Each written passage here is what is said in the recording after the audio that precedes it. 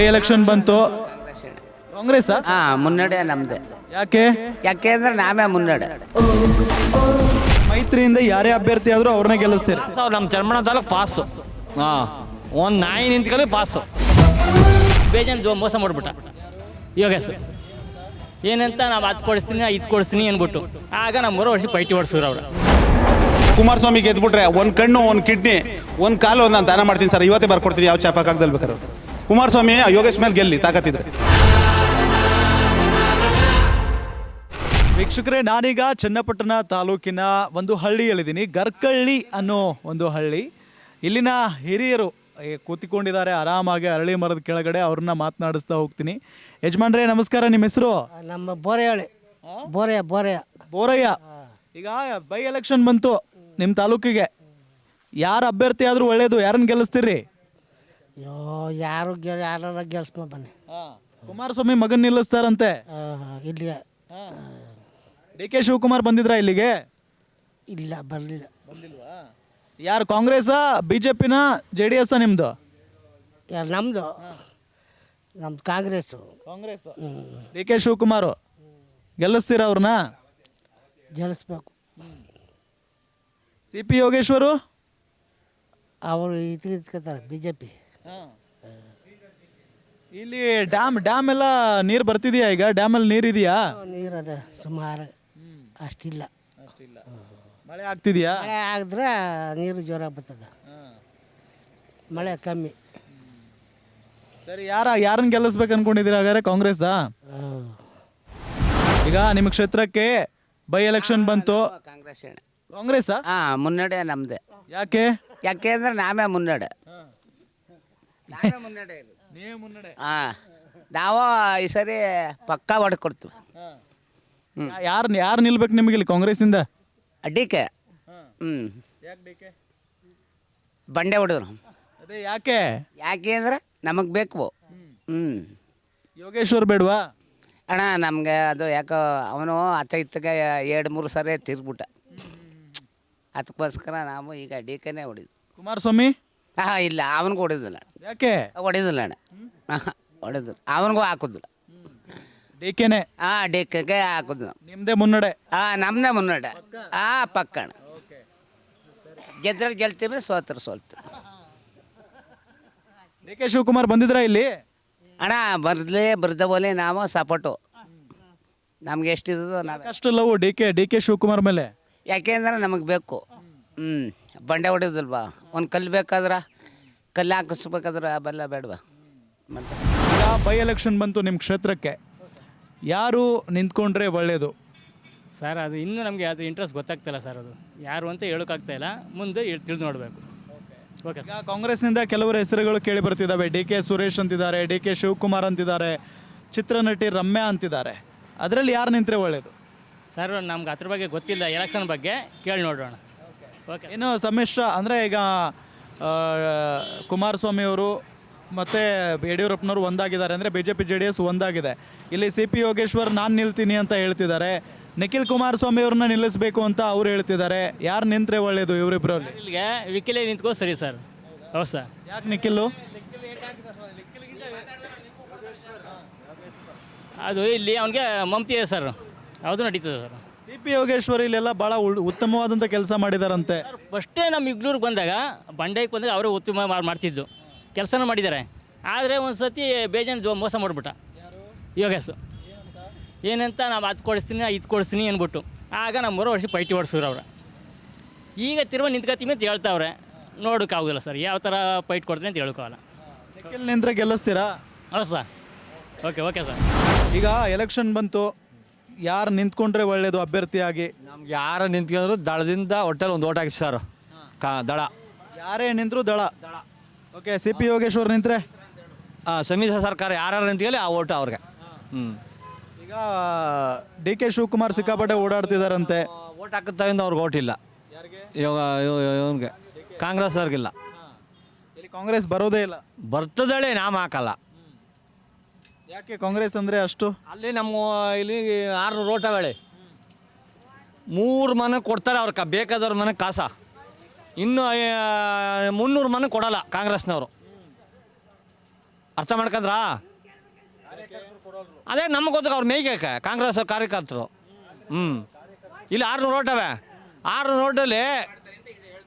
ಓಟಲ್ಲಿ ಯಾವತ್ತು ನಮ್ಮ ಪಂಚಾಯಲಿ ನಾನು ಹುಟ್ಟಿದ ತಗೊಂಡು ದಳನೇ ಲೀಡು. ಯಾಕೆ ಅವ್ರು ಕೊಡೋಲ್ಲ. ನಮ್ಮ ದಳದವ್ರು ಏನು ಮಾಡ್ತಾರೆ ಗೊತ್ತಾ, ಒಂದು ನಾಯಿಯಲ್ಲಿ 100 ರೂಪಾಯಿ ಬಿಸಾಕ್ತಾರೆ. ಅರ್ಥ ಆಯ್ತಾ? ಆ ಥರ ನಮ್ಮ ದಳದವ್ರದ್ದು ಯಾವುದೇ ಜಾತಿಯಲ್ಲಿ 1 ರೂಪಾಯಿ ಎಷ್ಟು ಮಾಡೋಲ್ಲ, ಎಲ್ಲ ಜಾತಿಗೂ ಹಿಂಗಿಡಿಸ್ತಾರೆ. ಇವ್ರ ಮಕ್ಕ ಹಂಗಲ್ಲ.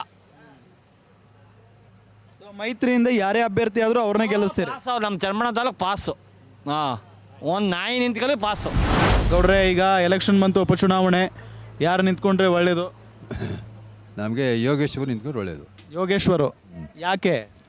ಅವರು ಕಾಲದಿಂದ ಅವ್ರ ಹಿಂದೆ ಸೋತಿದ್ರು, ಕುಮಾರಸ್ವಾಮಿ ಗೆದ್ದಿದ್ರು. ಈಗ ಅವ್ರು ಸೋತಿದ್ರು, ಈ ಸಾರಿ ಅವ್ರನ್ನೇ ನಿಲ್ಲಿಸ್ಬೇಕು ಅಂತ ಅವ್ರೆ ಯೋಗೇಶ್ವರನ್ನ. ಅದಕ್ಕೆ ನಾವು ದಳದವರೇ ನಾವು ಯಾವಾಗಲೂ. ಇದು ಕಾಂಗ್ರೆಸ್ಸು? ಕಾಂಗ್ರೆಸ್ಸು ನಾವು ಯಾವಾಗಲೂ ಹಾಕಲಿಲ್ಲ. ಈಗ ಯೋಗೇಶ್ವರ್ ಏನು ಕೆಲಸ ಮಾಡಿದ್ದಾರೆ? ಇಲ್ಲಿ ಏನೇನೋ ಆವಾಗ ಕೆಲಸಗಳೆಲ್ಲ ಮಾಡವ್ರೆ, ಕಟ್ಟೆಗಳೆಲ್ಲ ಮುಚ್ಚಿಸವ್ರೆ, ಏನೇನೋ ಸುಮಾರಾಗಿ ಇಂಪ್ರೂವ್ ಮಾಡಿದ್ರು. ಇಲ್ಲಿ ನೀರೆಲ್ಲ ಬಿಟ್ಟವ್ರೆ, ಕೆರೆಗಳಿಗೆಲ್ಲ ನೀರು ತುಂಬಿಸವ್ರೆ. ಅದಕ್ಕೆ ಈಗ ಅವರು ಸಮ್ಮಿಶ್ರ ಅಲ್ವೇ, ಅವರು ಕಾಂಗ್ರೆಸ್ ಆದರೆ ಅವ್ರಿಗೂ ಆಗ್ತಿರ್ಲಿಲ್ಲ. ನಾವು ಈ ಸಮ್ಮಿಶ್ರ ಆದ್ದರಿಂದ ಅವ್ರಿಗೆ ಹಾಕ್ತೀವಿ ನಾವು. ಹಿಂದೆ ಹೂ ಮಾರದ ಡೈಲಿ ಕೆಲಸ ಇದೆಯಾ ಇಲ್ಲಿಯೇ? ಹೆಂಗೈತೆ ಜೀವನ? ಏನೋ 2 ಮಾರುವ ತಂದವನಿ, 3-6 ತಂದು ಇಲ್ಲೇ ಕೂತವನಿ. ಇನ್ನೂ ಯಾರೂ ತಗೊಂಡಿಲ್ಲ. ಬಾಪಪ್ಪ ನೋಡಿ ಅಲ್ಲಿ ಗೋರ್ತಾ ಇರೋದು ಸಾಮಂತಿಗೆ ಅದು ಇದು ಎಲ್ಲ ಗೋರ್ಲಿ. ಈಗ ಎಲೆಕ್ಷನ್ ಬಂತಲ್ವಾ ನಿಮ್ಮ ಕ್ಷೇತ್ರಕ್ಕೆ, ಯಾರು ನಿಂತ್ಕೊಂಡ್ರು ಒಳ್ಳೇದಿಲ್ಲಿ? ಇನ್ನು ಈ ಊರವಳೆ ಇಲ್ಲಿ ಅಂದರೆ ನಿಮ್ಮ ಚನ್ನಪಟ್ಟಣಕ್ಕೆ ಯಾರು ನಿಂತ್ಕೊಂಡ್ರು ಒಳ್ಳೇದು? ನನಗೆ ಗೊತ್ತಾಗಲ್ತಲ್ಲ, ಅದೆಲ್ಲ ಗೊತ್ತಾಗಲ್ಲ. ಕುಮಾರಸ್ವಾಮಿ ಮಗ ನಿಲ್ತಾರಂತೆ. ಯಾರು ನಿಂತ್ಕಲಿಯಪ್ಪ, ನಾವು ಒಂದು ಓಟ್ ಹಾಕ್ಬೇಕು, ಹಾಕ್ಬಿಡ್ತೀವಿ. ಯಾರಿಗೆ? BJPಗೆ ಹಾಕ್ತಿರೋ JDSಗೆ ಹಾಕ್ತಿರೋ? ಮನ್ಸಿಗೆ ಬಂದದ್ದು ಹಾಕ್ತೀವಪ್ಪ. ನಾನು ಅದಕ್ಕೆ ಇದಕ್ಕೇನು ನನ್ನ ಒಂಥರ ದಡ್ಡ ತಂದಲ್ಲಿ ಇಂಥದ್ದು ಅಂತ ನನಗೆ ಗೊತ್ತಾಗಲ್ತು. ಯಾರು ನಮ್ಮೂರವ್ರು ನಿಂತ್ಕೊತಾರೆ ಅಲ್ವೇ, ಹಾಕಮ್ಮ ಅಂತ ಹೇಳ್ತಾರಲ್ಲ, ಅಂತಕ್ಕೆ ಹಾಕ್ತೀವಿ ಅಷ್ಟೇ. ಈಗ ಬೈ ಎಲೆಕ್ಷನ್ ಬರ್ತಿದೆ, ಯಾರು ಅಭ್ಯರ್ಥಿ ಆದರೆ ಒಳ್ಳೇದು? ಸರ್, ಯಾರ ಅಭ್ಯರ್ಥಿಯ ಯಾರಲ್ಲಿ ಈಗ ಮೊದಲು ಗೆದ್ದಿರೋರು ಈ ಎಲೆಕ್ಷನ್ಗೆ ಗೆದ್ದ ಮೇಲೆ ಒಂದಿನ ಈ ತಾಲೂಕಿಗೆ ಮುಖ ಹಾಕಿ ನೋಡಲಿಲ್ಲ ಕುಮಾರಸ್ವಾಮಿ ಅವರು. ನೋಡಿ ಇಲ್ಲಿ ಹಾಸ್ಪಿಟಲ್ ನೋಡಿ, ಎಲ್ಲ ಸುತ್ತ ಬರೀ ಗಲೀಜೆ, ಏನೂ ಅಭಿವೃದ್ಧಿ ಮಾಡಲಿಲ್ಲ. ಎಲೆಕ್ಷನ್ಗೆ ಗೆದ್ದೋದವ್ರು ಇಲ್ಲಿ ಬರಲಿಲ್ಲ.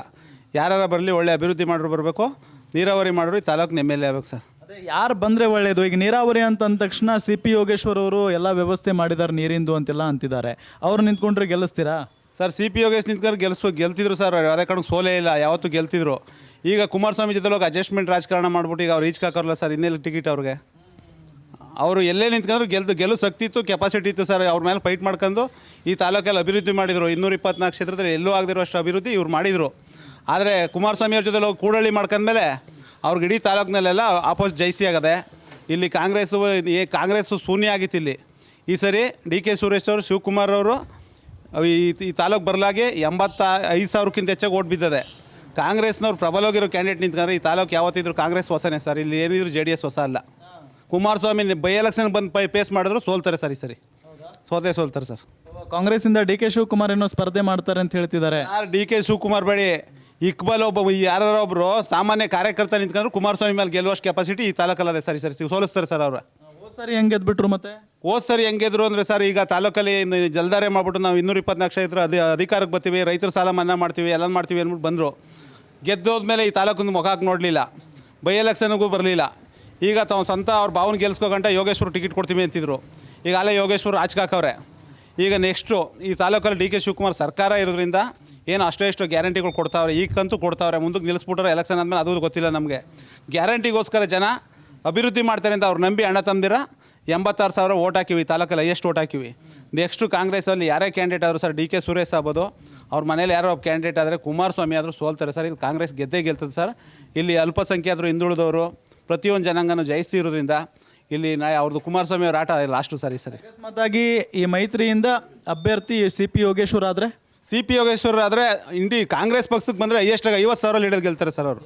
CP ಯೋಗೇಶ್ವರ್ ಮೈತ್ರಿ ಅಂದರೆ JDS ಮತ್ತು BJP ಅಭ್ಯರ್ಥಿ.